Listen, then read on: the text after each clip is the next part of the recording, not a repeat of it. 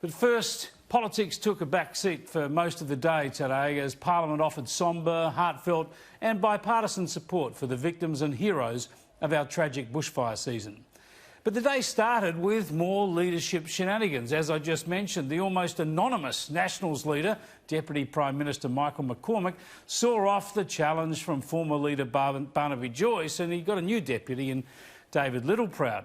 We don't really know how tight the count was, but I reckon just minutes afterwards, McCormack showed us why he probably won't last. He was asked about his colleague, Resources Minister Matt Canavan, who late yesterday resigned to support Joyce. And McCormack was asked whether he might now recall Canavan to the front bench. Matt Canavan returned to Cabinet. Well, Matt Canavan has resigned his commission as the Resources Minister, and I wish him all the best. That was dumb, small-hearted and small-minded.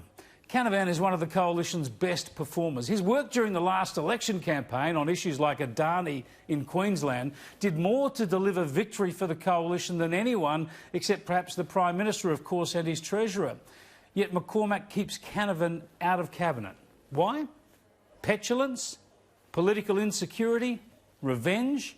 Or to reward someone inferior? The Deputy Prime Minister ought to know he was challenged because the Nationals are almost invisible. With arguments about drought, water, bushfires and regional industries raging, McCormack should have been big enough to welcome Canavan back into the Cabinet.